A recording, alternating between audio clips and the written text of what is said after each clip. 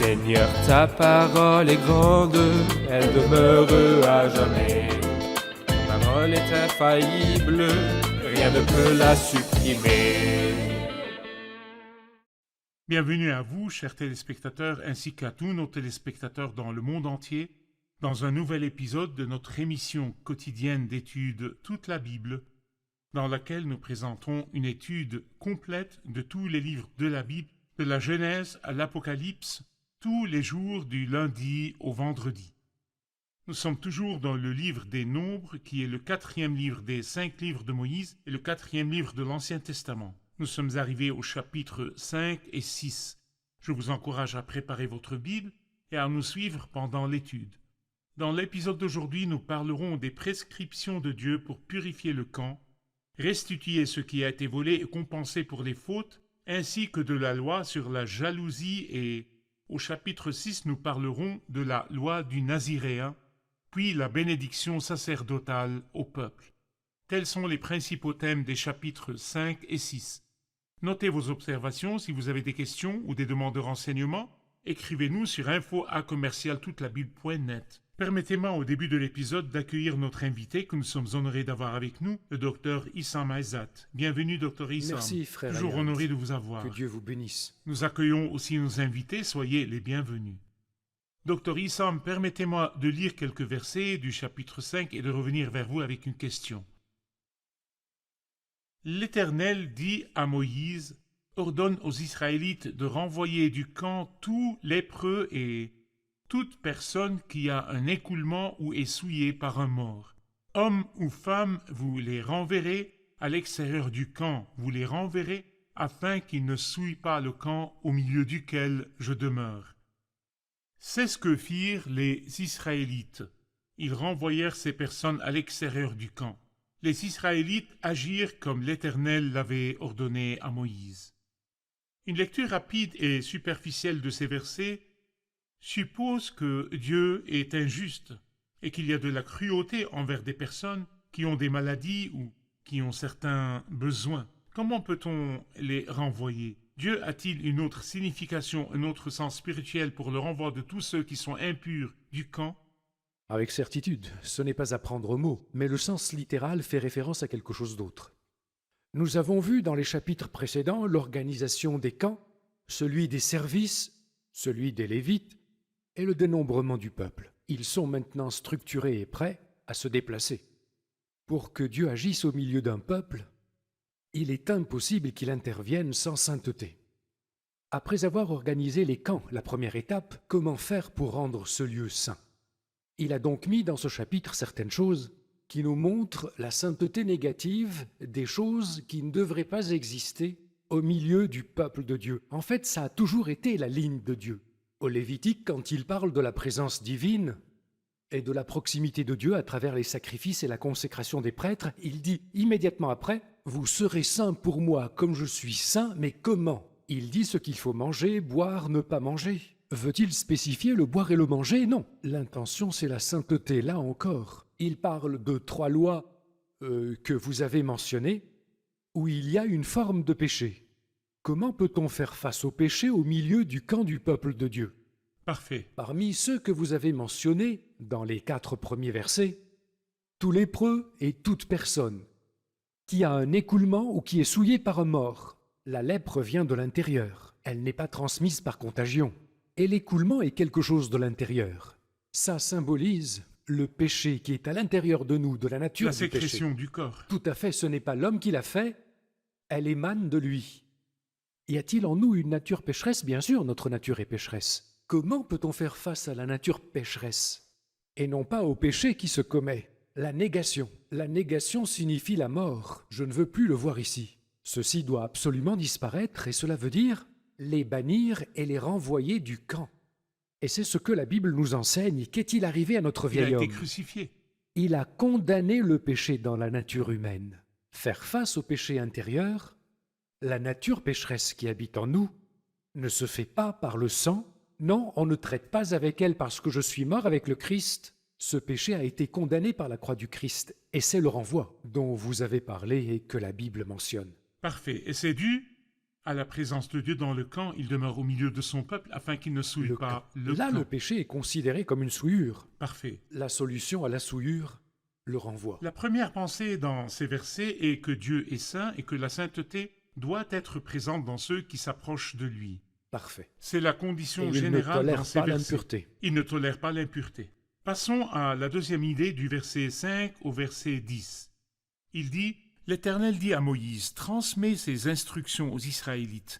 Lorsqu'un homme ou une femme péchera contre son prochain en commettant une infidélité envers l'Éternel, et qu'il se rendra ainsi coupable, il confessera son péché et il restituera l'objet mal acquis dans son intégralité en y ajoutant un cinquième. Il le remettra à celui envers qui il s'est rendu coupable.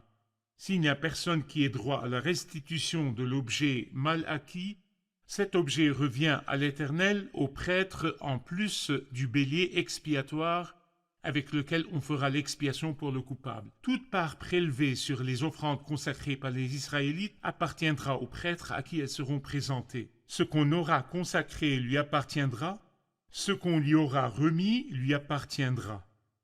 Je vais l'intituler « Restituer ce qui a été volé » en y ajoutant un cinquième. Que veut nous dire cette idée? Il s'agit là d'un péché qui a été commis, d'un fait, non pas quelqu'un de qui quelque chose s'écoule.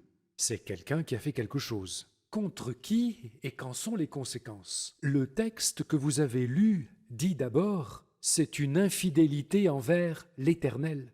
Il a péché contre quelqu'un, mais nous devons savoir que le péché est commis d'abord contre J'ai Dieu. péché contre le ciel et contre toi. Exactement, il est d'abord commis contre Dieu. Cette personne s'est rendue coupable contre le Seigneur. La première chose à faire, confesser son péché.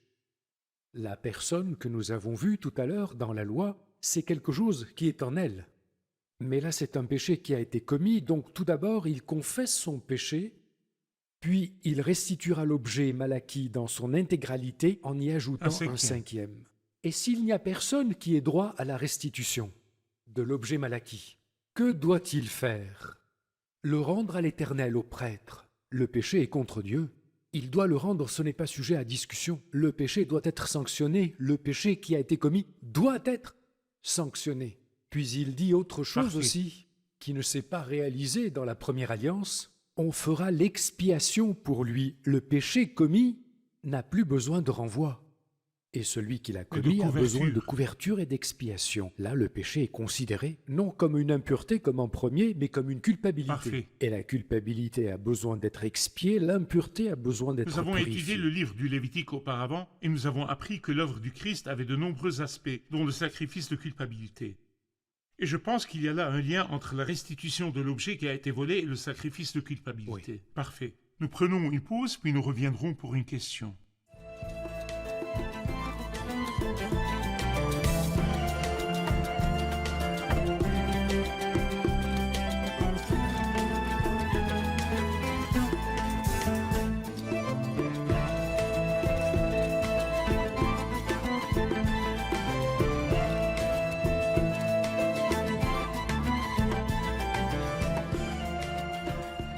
Au verset 11, il parle de la loi sur la jalousie. Pourrions-nous apprendre sa signification et ses détails? À vous, docteur.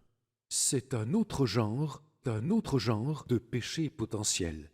Et même les péchés potentiels, le camp devrait en être complètement purifié. Ce n'est pas digne de la sainteté de Dieu. Sur la jalousie, la Bible dit que si un mari est saisi d'un esprit de jalousie et soupçonne sa femme, qu'elle soit effectivement rendue impure ou non, qui tranchera la question? Il faut que quelqu'un arbitre. Qui le fera? Le Seigneur. Le prêtre, représentant du Seigneur, tranchera. Elle a été faite pour ça, la loi sur la jalousie. Et si la loi de la restitution de l'objet volé montre un Dieu juste, cette loi montre un Dieu d'amour. Oui. Dieu aime son peuple, il est jaloux pour lui. Il n'admet pas que les sentiments de son peuple aillent vers quelqu'un d'autre. Il dit là qu'un homme marié était jaloux pour sa femme. Et il a senti, à tort ou à raison, qu'elle le trompait avec un autre. Il avait ses doutes. Il avait des doutes, et ces doutes n'étaient pas confirmés. Et même sans preuve, le doute doit-il être traité? Oui, il doit être traité, car la présence de Dieu est censée être lumineuse. Elle dévoile tout. Comment le traiter? La Bible nous parle d'une loi dont le prêtre se chargera, et c'est la loi qui tranchera. Si cette femme est coupable, elle sera lapidée. Et si cette femme n'est pas coupable, elle sera reconnue innocente devant les autres de la transgression dont son mari l'accable. Parfait. Quelle est donc cette loi? Cette loi se base sur des rituels. Son effet, son résultat, si cette femme a été vraiment infidèle, son ventre sera enflé et sa cuisse desséchée, une fausse couche, et une conduite éhontée. Il expiait par ce qu'on appelle une offrande de jalousie. Cette offrande, comme nous le savons, n'est pas une offrande ordinaire. C'est une offrande de farine d'orge, aussi sans huile, sans encens, Parfait. car c'est une offrande de Très jalousie. différente de l'offrande de farine. Le prêtre faisait approcher la femme et la faisait tenir debout devant l'Éternel, et il prenait de l'eau consacrée dans un récipient en terre. Il y mettait de la poussière du sol, et nous savons que le récipient en terre fait toujours référence à l'incarnation du Christ, à la mort du Christ. Tu me réduis à la poussière de la mort, Tu me réduis. parce que c'est le Christ qui dévoile tout. Puis il met cela dans un récipient en terre. Le prêtre prendra aussi de la poussière sur le sol du tabernacle et la mettra dans l'eau. Le prêtre fera tenir la femme debout devant l'Éternel, une situation humiliante. En découvrant sa chevelure, le dévoilement de la femme n'est pas une situation normale. En situation normale, sa tête est couverte, surtout en présence de Dieu. Là, comme nous le voyons, les conditions ne sont pas normales, mais humiliantes. Et il posera sur ses mains l'offrande de souvenir, qui est l'offrande de jalousie. Puis le prêtre tiendra dans sa main l'eau amère de malédiction. Il écrit des malédictions et il les trempe dans l'eau. Il dissout le papier des malédictions dans l'eau. On l'appelle l'eau amère de malédiction. La femme boira cette eau devant le prêtre.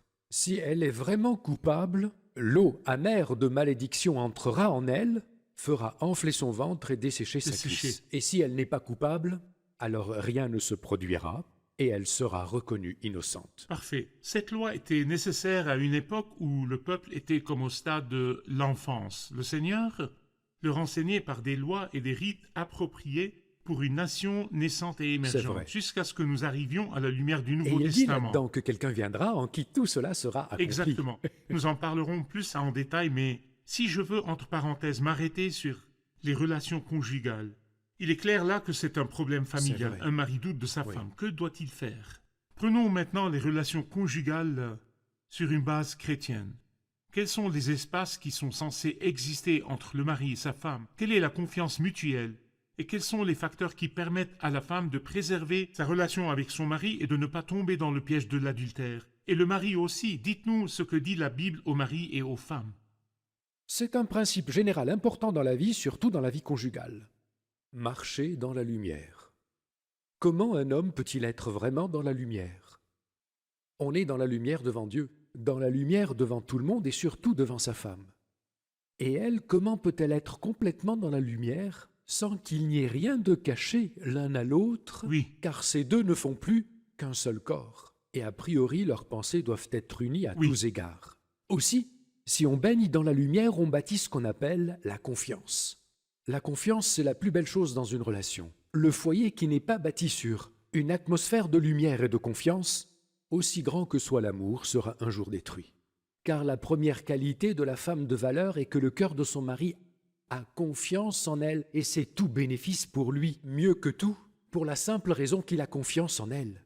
Dans la confiance, non seulement il n'y a pas d'adultère, mais la confiance aussi dans l'appartenance et l'appréciation. S'il dit un mot dur, elle ne le questionnera pas sur ses intentions ou se sentira méprisée, non, elle sera sûre qu'il ne peut pas douter d'elle.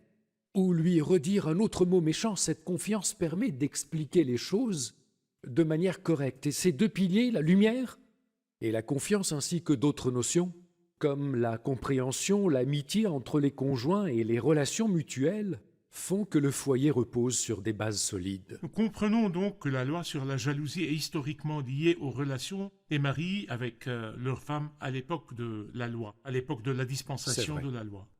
Nous en avons tiré maintenant un enseignement pour les projets familiaux. Mais si je veux dire, cette femme nous parle-t-elle d'une chose dispensationnelle liée à la nation qui a été infidèle à son époux, a été infidèle au Seigneur, a été infidèle à son maître? Donnez-nous une idée de l'infidélité de la nation.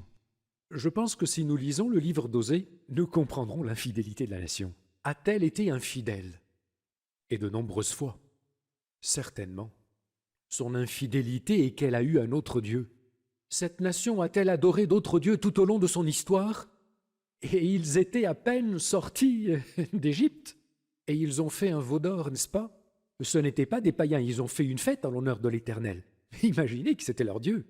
Mais après cela, leur histoire est remplie d'idolâtrie. Oui, l'histoire des rois en particulier. L'histoire des rois d'Israël est remplie Oui.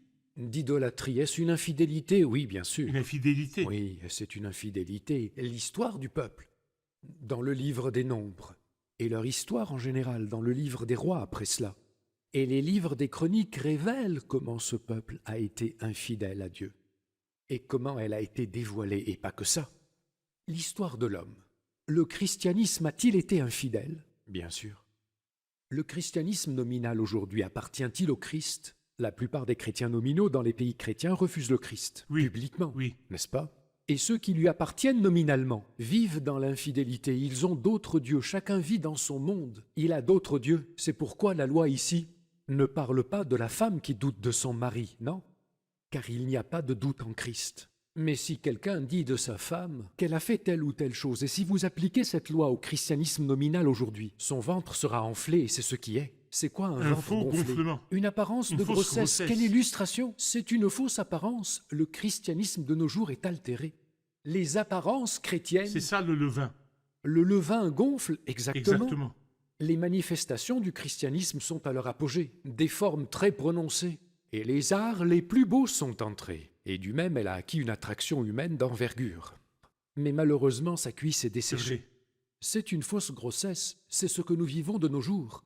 Tout comme le peuple de Dieu a été infidèle au Seigneur, le christianisme actuel est infidèle au Christ qui a dit « Je vous ai fiancé à un seul époux pour vous présenter à Christ comme une vierge pure Parfait. En fait, il y avait des moyens d'éclaircir la question, à savoir, la femme se tenait debout devant le Seigneur et elle buvait l'eau de la malédiction ou l'eau amère. Si je veux commenter ces deux choses, je dirais, quel est notre rôle dans l'histoire de se tenir debout devant le Seigneur et le rôle de l'eau pour éclaircir la situation et conduire à la repentance? Parlez-nous de l'eau et de se tenir debout devant le Seigneur. ». L'eau, c'est la parole de Dieu. Comment l'Esprit Saint l'utilise pour révéler le Est-ce que cœur? nous inventons quand nous disons que l'eau est la parole de Dieu, ou y a-t-il des versets bibliques qui nous disent que l'eau La est la Bible parole est de pleine Dieu? et lavée par l'eau afin de la conduire à la sainteté. Après l'avoir purifiée Et lavée par et lavée par l'eau, Éphésiens 5, Parfait. lavée De par la l'eau de parole. quoi? De la parole. Il y a beaucoup de versets bibliques qui disent que l'eau est la parole, Parfait. qui lave et qui purifie. Parfait. C'est le miroir qui dévoile et c'est nécessaire Déjà, vous êtes pur. à cause de la parole que je vous ai annoncée. C'est aussi le miroir qui révèle.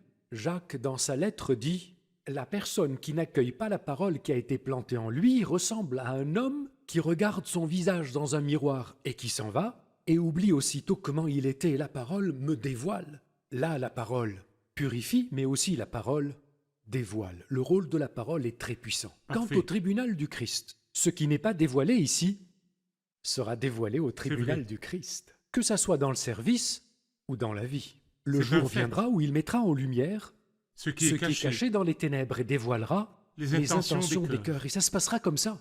Le jour viendra où des services brûleront comme du foin ou de la paille. Il y a tellement de choses simples que nous ne voyons pas, mais qui seront exaltées par Dieu. Celui qui annote, c'est lui. Que ça soit clair.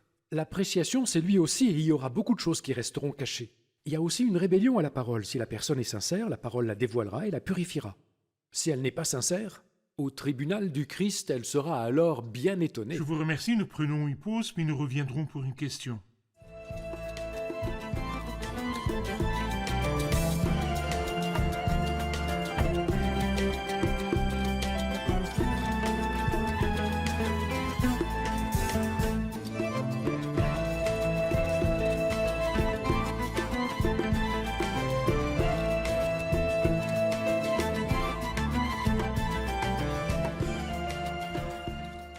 Au chapitre 6 du verset 1, l'Éternel dit à Moïse, « Transmets ces instructions aux Israélites. Lorsque quelqu'un, homme ou femme, se consacrera tout particulièrement à l'Éternel en faisant vœu de naziréat. Que signifie nazirien et quelles sont ses conditions ?» À vous, Dr. Issam. C'est le côté positif. Nous avons vu que la sainteté du camp n'est pas seulement négative, il n'y a pas que des choses qu'on ne peut pas faire. Il y a de très belles choses à faire qu'il faudrait montrer. Nous ne sommes pas seulement censé être meilleur que les autres, mais ce n'est pas ça du tout. Mais nous sommes d'une autre incroyable catégorie, de sorte que nous sommes appelés à faire ce que les autres ne peuvent pas faire. Le naziréen veut dire consacré, oui. Veut dire séparé, oui. En faisant vœu de naziréat, ça veut dire faire de la loi de Dieu quelque chose de merveilleux que les autres lois ne peuvent pas faire. C'est clair que c'est une parole volitive. Ça veut dire qu'ils sont tous peuple de Dieu par la grâce. Mais au milieu du peuple, il leur dit, lorsqu'un homme ou une femme se consacre, c'est lui qui décide non seulement de vivre comme un membre du peuple de Dieu, mais il se donne complètement à Dieu. Donc le mot naziréen veut dire Se donne quelqu'un à Dieu. de tout à fait ordinaire, se donne complètement à Dieu en toutes choses. Parfait. Que devra-t-il faire? Il y a au moins 3 choses qui sont là. La première est que ce qui rend les gens heureux ne le rend pas heureux. Oui. Son bonheur se source ailleurs. Qu'est-ce qui rend les gens heureux? Ce qui les rend heureux dans l'Ancien Le Testament, vin et les boissons c'est le vin alcoolisées. et les boissons alcoolisées. Il n'en a rien à faire, il ne le boit pas. Pas seulement le vin, mais aussi son fondement, c'est-à-dire les choses les plus simples qui rendent les gens heureux. Il boit au torrent pendant la marche, il boit d'une autre source. La liqueur tirée des raisins. Qu'apporte le raisin? Quand il se donne au Seigneur, c'est une chose douce et rafraîchissante, même cela dans le monde, qui n'est pas mauvais en lui-même dans les circonstances ordinaires, en quoi rien de mal qu'on s'en sert, et n'est pas un péché, non? Moi, je me source à une autre personne. Nous parlons spirituellement. Je parle de son application spirituelle. Là, il ne mange pas de ces choses-là. Ce qui m'a attiré l'attention, la première chose dont il parle, dans ses caractéristiques, c'est le boire et le manger. Est-ce que ce qui est bu et mangé fait l'idéal spirituel? Oui. Celui qui fait attention aux petites choses. Celui qui veut plaire au Seigneur, que vous mangiez, que vous buviez, ou quoi que vous fassiez, même le manger et le boire, vous le faites pour la gloire de Dieu. Ce qui rend les gens heureux me laisse froid, je ne le fais pas pour moi, mais pour te rendre heureux. C'est toi que je veux rendre heureux. Il voit les choses sous cet angle. Mais pas seulement ça, savez-vous que l'alcool lui fait sentir une force illusoire qui les sent pareils. De même, je ne veux pas vivre les joies du monde, ni la force illusoire du monde, car toutes les puissances du monde sont illusoires. C'est un sentiment vide de puissance. Ça, c'était donc le premier point. Le deuxième, il laissera pousser librement ses cheveux. Et quand nous lisons un mot qui se répète, ici sa tête ou ses cheveux, ou sa tête consacrée, leur répétition est étonnante. C'est la source de sa force. D'où vient-elle? Du Oui. sentiment de faiblesse. Qui laisse librement pousser ses cheveux, c'est la femme. C'est dire que je suis faible Oui. et je suis complètement soumis. La force du naziréen est à la mesure de sa Le soumission. 3e point, il ne se rendra pas Le impur. 3e point, il ne se rendra pas impur pour un mort. Aussi cher que soit cette personne, tu es le plus aimé. Il y a une expression étrange dans le 3e point. Il dit « Si quelqu'un meurt subitement près de lui et que sa tête devienne ainsi impure. » Je me suis mis à penser, que signifie ici « subitement » ? J'ai senti qu'il disait « quelqu'un est mort subitement ». Mais pour lui, c'était un choc. Il a été surpris par cette mort qui est arrivée subitement. La surprise n'est pas dans son parent mort, plus grave encore, c'est qu'il a rendu sa tête impure. Oui. L'évaluation du péché par le naziréen est formidable. Oui. Elle diffère complètement de la personne ordinaire. Cette ambiance-là, c'est l'ambiance de l'attente. Parfait. Toi, tu es tout. Ma question. La terre a-t-elle vu un véritable naziréen qui remplit ces 3 conditions? Donnez-nous un seul de tous ceux dont la Bible a écrit. Vous trouverez une chute pour chacun, tous ont rasé leur tête. Qui alors? Un seul, Qui? le Christ. Comment le Christ J'accomplirai mes a-t-il vœux en rempli, présence de ceux qui te craignent. Comment le Christ a-t-il rempli les conditions du naziréen? Qui était soumis dans le monde comme lui? Qui n'a mangé que quand il a reçu l'ordre du ciel? N'est-ce pas Christ? C'est vrai. Qui n'a pas voulu parler qu'après ordre du ciel? N'est-ce pas Christ? Qui n'a voulu aller nulle part sans ordre du Et il ciel ne s'est pas rendu impur par un mort. et ne s'est pas rendu impur? Jamais l'impureté ne s'est approchée de lui. Seul Saint. le Christ a vécu de cette façon. Il était soumis. Qui était soumis à Dieu comme lui? Sa joie était-elle dans les choses du monde? Non. Alors qu'il était complètement entouré du mal? Non. Je te suis reconnaissant, Père. C'est merveilleux. Je pense que ces conditions s'appliquent au Christ et à personne d'autre. Je m'étonne de la précision de l'écriture dans la narration des événements bibliques Comme quoi la foi sur la jalousie vient d'abord, puis vient la loi du C'est Naziréen. La nation juive a été infidèle au Seigneur. Le Christ est venu et il était le vrai serviteur de Jéhovah, l'homme parfait. La nation juive est la vigne que le Seigneur a amenée d'Égypte, mais elle a produit de mauvais raisins. Le Christ dit dans Jean 15, « C'est moi qui suis le vrai cep, et mon Père est le vigneron. » Le Christ est le vrai Naziréen qui est venu, et la volonté de l'Éternel sera accomplie par son intermédiaire. Après avoir parlé du Naziréen vient la bénédiction. Et je voudrais un dernier commentaire sur la bénédiction au verset 22. La bénédiction suit la sainteté, vrai. La sainteté dans la disposition des camps, puis la sainteté dans ses aspects positifs et négatifs, enfin la bénédiction. Transmets ces instructions à Aaron et à ses fils. Voici comment vous bénirez les Israélites. Vous leur direz, toutes ces belles choses sont attribuées à Dieu, mais elles sont trinitaires. Que l'Éternel te bénisse et te garde. Oui, Numéro 1.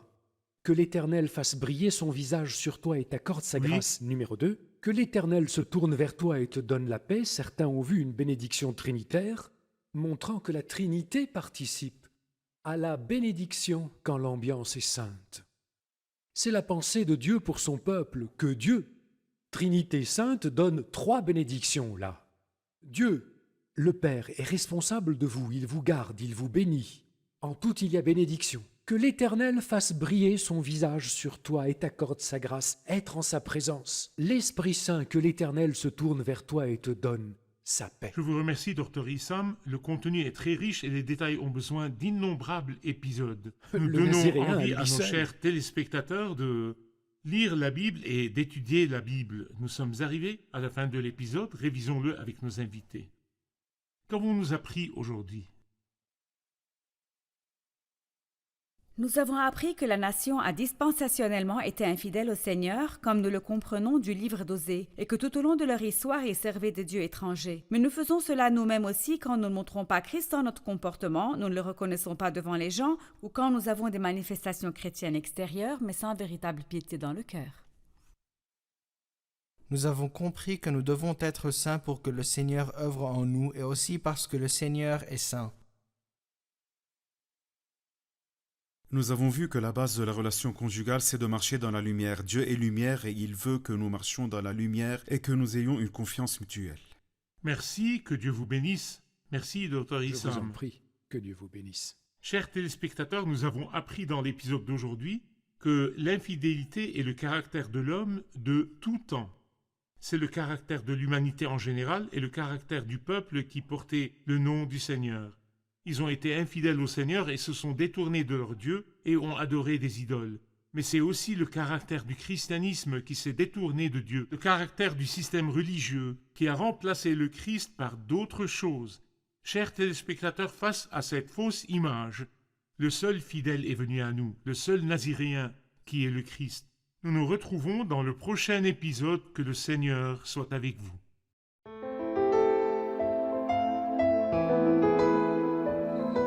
Seigneur, ta parole est grande, elle demeure à jamais. Ta parole est infaillible, rien ne peut la supprimer.